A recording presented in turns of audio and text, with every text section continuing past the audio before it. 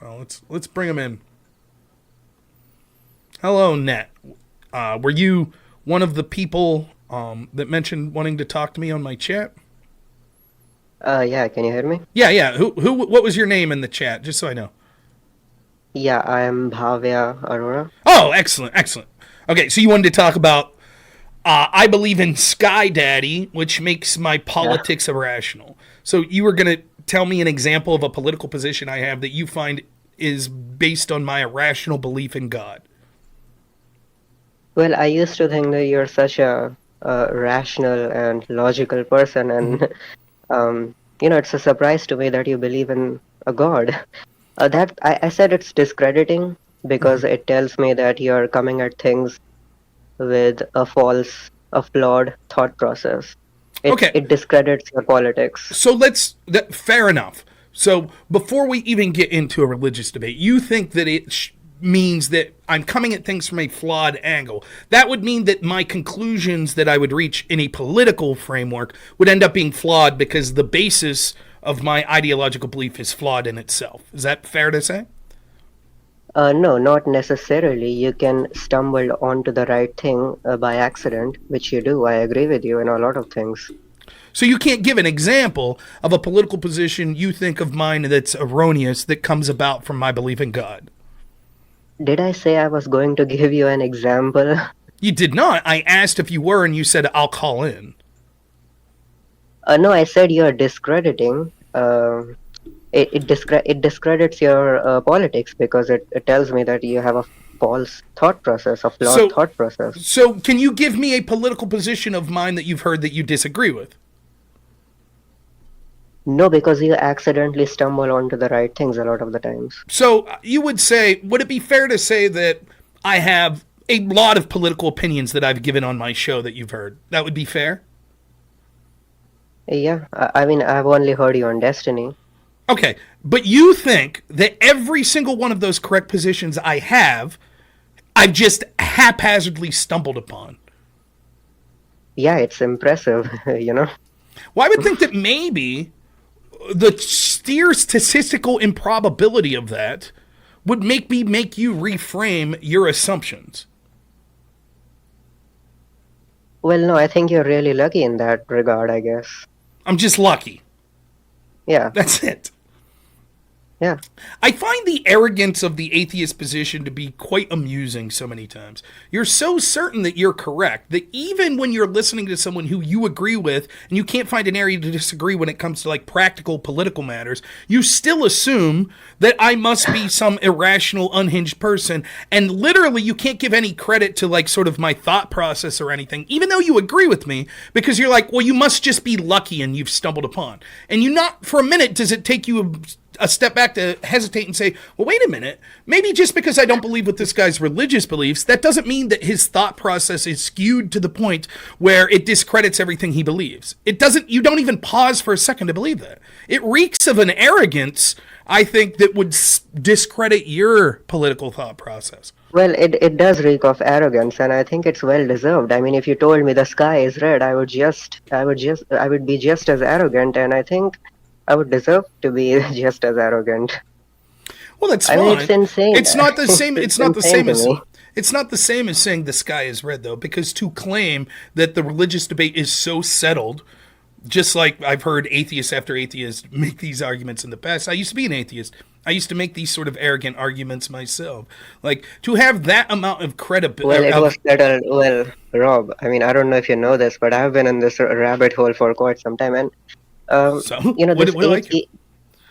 yes, I want to tell you something about it. So this debate was settled thousands of years ago. I mean, have Was you heard of the? I mean, I don't really talk about religion much, so I can't remember the name offhand, but it was some sort of a paradox. Have you heard of it? Um, wait, let me Google So it wait, real quick. let me just be clear here. You're someone who's so certain of your beliefs that you hear my political positions, you agree with my political positions, but as soon as you hear that I believe in God, you say that discredits all of your political positions, and clearly you've only came to them because you're lucky. Because in your words, you've been in this sphere sort of debating religion, I assume, is what you mean by being involved in this for a long time. And yet you don't, then you quickly go to, but I don't talk about religion enough, and it's been settled for 2,000 years. Are you aware of this paradox? I don't even remember what the name of it is. It sounds to me like your sense of arrogance is coming from a position where you can't even effectively articulate the most common principles that you're entering into the debate with. So I just remembered it. It's called the Epicurean paradox. This was made thousands of years ago, and I think it totally obliterates, destroys. That I don't know how to pronounce that word, but it destroys uh, religion. Well, So I'll tell you this what. was I'll tell you thousands what of we'll years do. ago. No, by no means am I a religious scholar. I'm admitting that I'm a bad Christian, right? And I've never heard of the Epicurean paradox. So here's what we'll do. If you're so sure that it's destroyed the argument for religion 2,000 years ago and the debate's been settled, surely then, as someone who's familiar with it, you'll have no problem absolutely devastating someone like me that's never heard of it, and you'll be able to easily prove to me and everyone else here listening that God doesn't exist. So go ahead.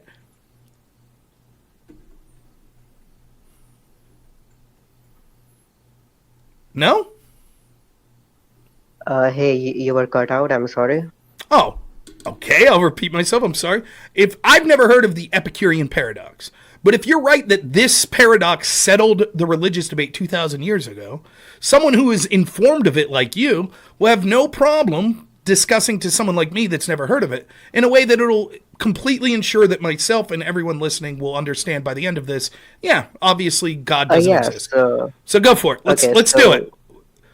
Yeah, so it's a flowchart, so it's a little hard to put in words because it's a flowchart. You can Google it and show it on your stream right I'm now. cool. I don't need to. You could put it in your own words. It's such obviously if it devastated the argument for religion, you'll be able to articulate it. You're familiar with it, so I trust you can Well, articulate I it. can I can try. I can try, but Have it's a at. flowchart. It would be a little hard, and I may not do as good of a job as I want to because it's a flowchart.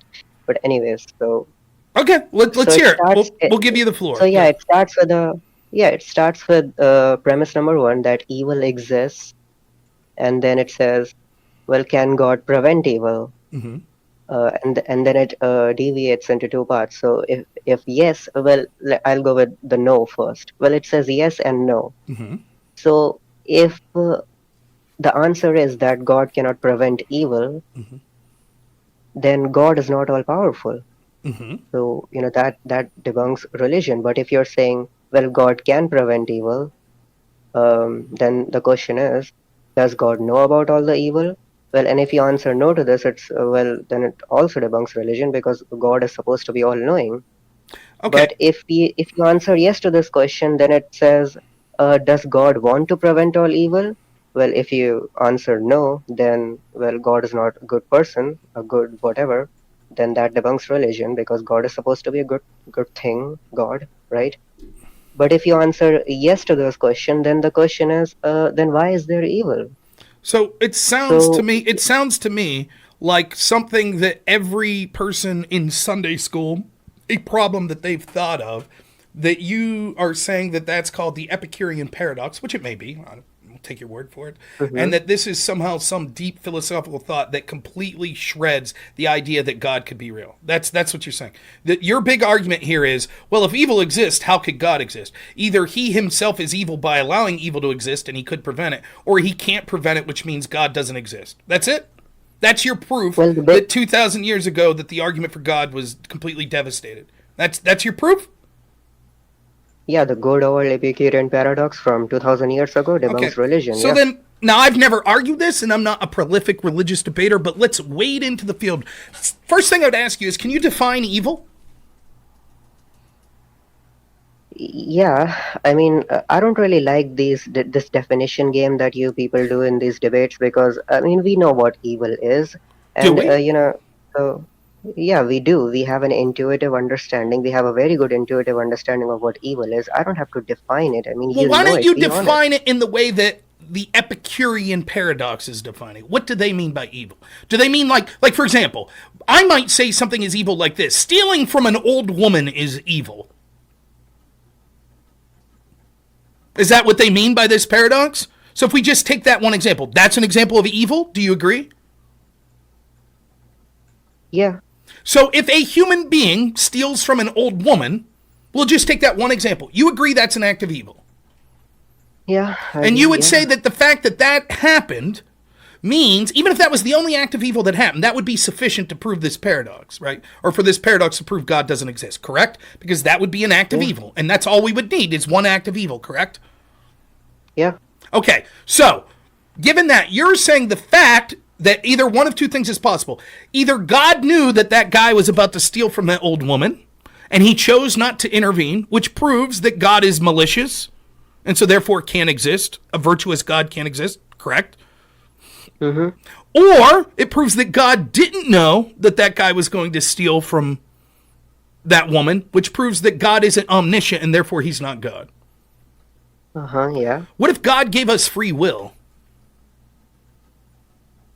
Uh-huh. What if God knew? What if God knows the outcomes? He knew the outcomes of Rob, giving people free will, but he still allows us to have free will, knowing that there would be undesirable outcomes. Rob, here's the thing. You're gonna make the yet again the good old, well, it's because free will argument. Well, the thing is, cops, the police, they exist. They prevent crime. They prevent evil. God can do the same thing. I don't understand this whole free will argument. God should just act like, some sort of a police. They don't. Do they violate our free will? No, they don't. So, I mean, just It's an absurd claim. What kind of God would it be? A virtuous God if we were just automatons that were pre-programmed to only do right? Would you consider that a virtuous God? If basically we were yeah, just God, machines with a machine yeah, creator, I disagree. I would think that that would be. I would think that would be less godlike. I think that you also make the mistake of thinking that our ability to understand, to arrogantly think that we're the end all be all of understanding of not just morality, but also understanding sort of intelligence.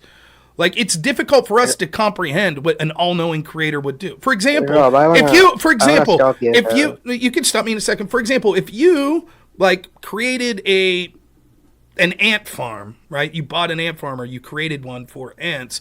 You might know that certain bad outcomes could happen amongst these ants, but you could basically just. It's not a good example. I guess what I'm trying to say is we're one small grain of sand on one small marble. And thank God we have free will.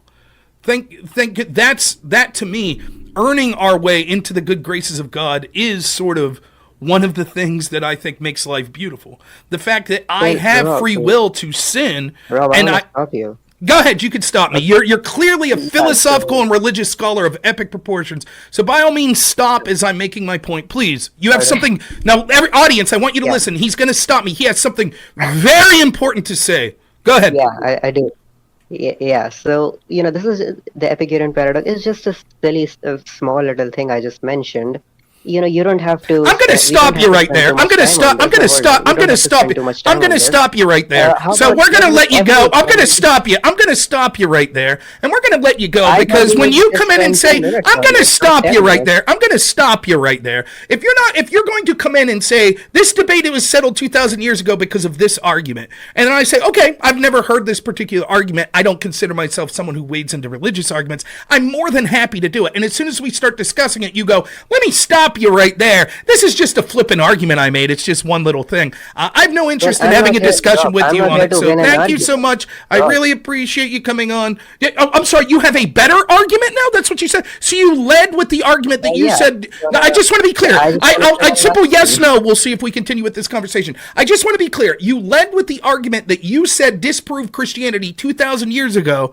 And now you're saying, but actually, that's not even a good argument. I have a better one. That's what you're saying now? Well, no, I'm not saying it's not a good argument. I'm saying that we should move on. I'm not here to win an argument. I was here to genuinely convince you.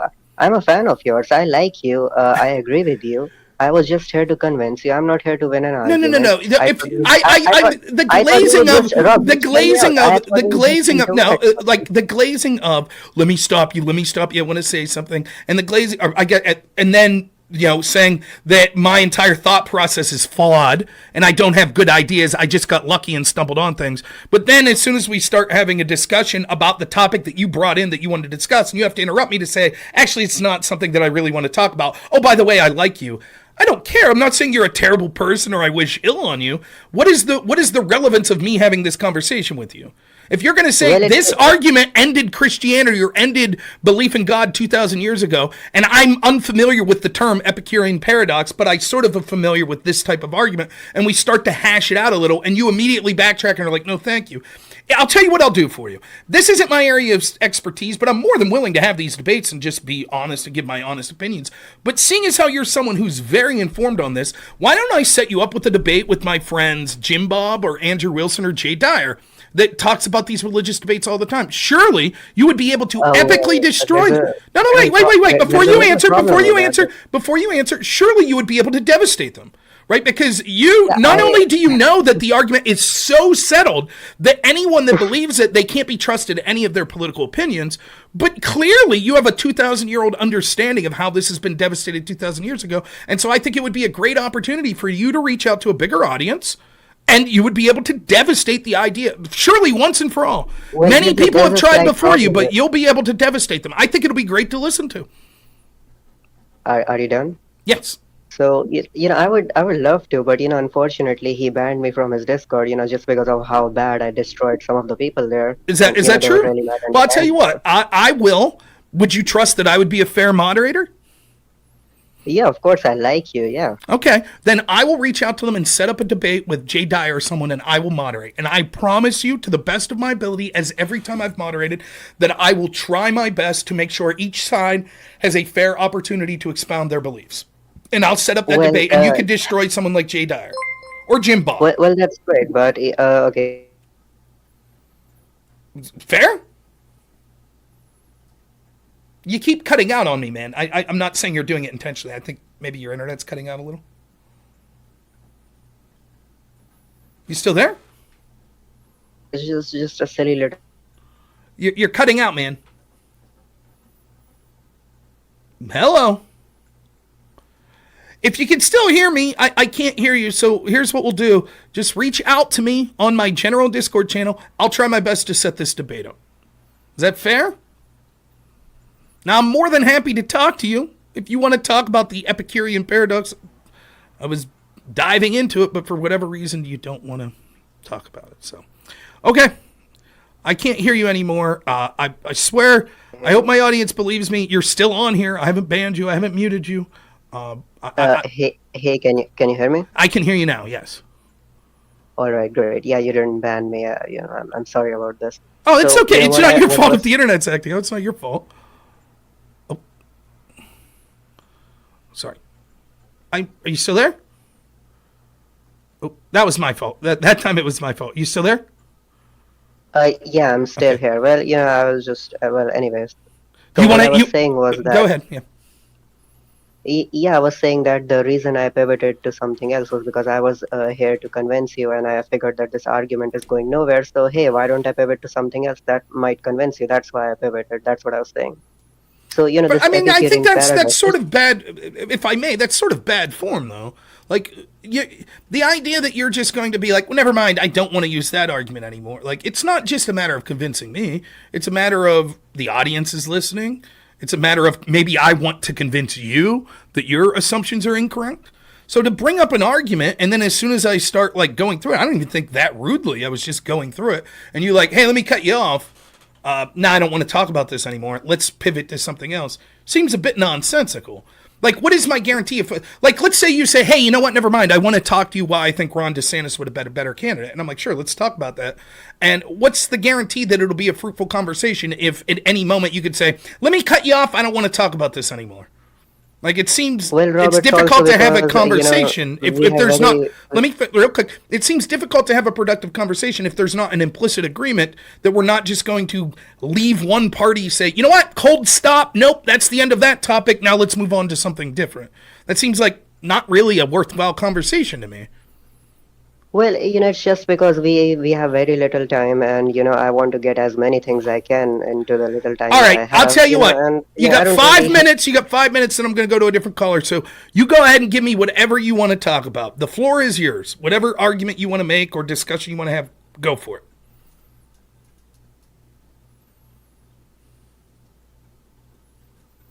This epic. I'm I'm sorry to do this to you, but I'm going to have to let you go because your internet just keeps cutting out so bad. I can't just sit here in All right. silence for 5 minutes, you know? Yeah, you can hear me Right now I right? could hear you, yes, but I couldn't there. So go ahead. We'll try So one more this, time. Floor's yours. Go ahead. yeah, this paradox. This is just a small silly thing, but the reason I think it's so ridiculous for you to believe in religion is not just because of this little paradox from 2000 years ago. It's because everything about religion is so ridiculous. How can you live in the modern scientific world that you live in and still think uh, of a sky daddy? I mean, there's no evidence for it. It's just a story, just like any other fiction, just like any other piece of fiction. So this is why this is like saying the sky is red.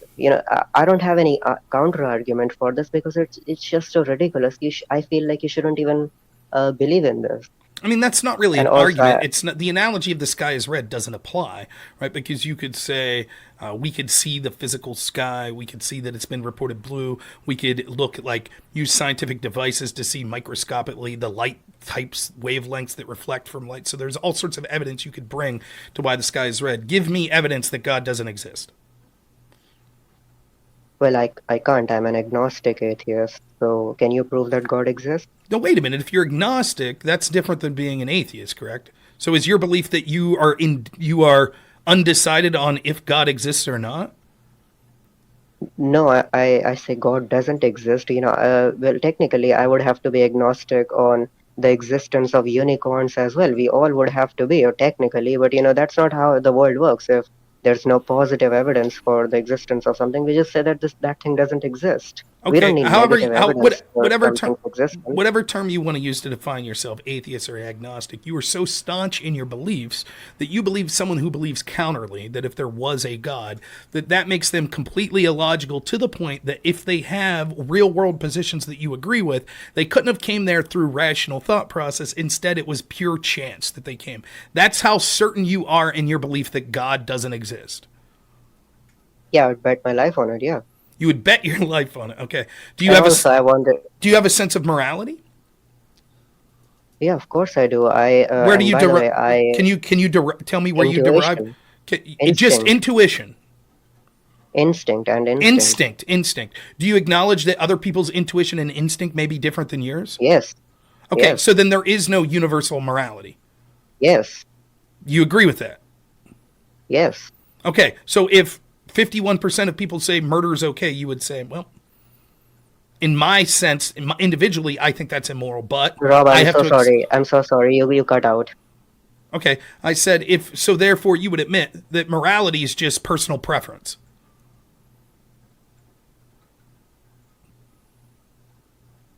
Okay, sorry, man, I got to let you go. I can't. I'm trying to be cool with this and engage with it, but the internet's just not working for you. So you reach out to me if you can still hear Um, me. If you want to do that debate with any of those people, I'd be more than happy to do it. Thanks so much for calling in. Appreciate it. Okay. I honestly would have went longer with it, even though, but the cutting out of internet just was getting a little frustrating.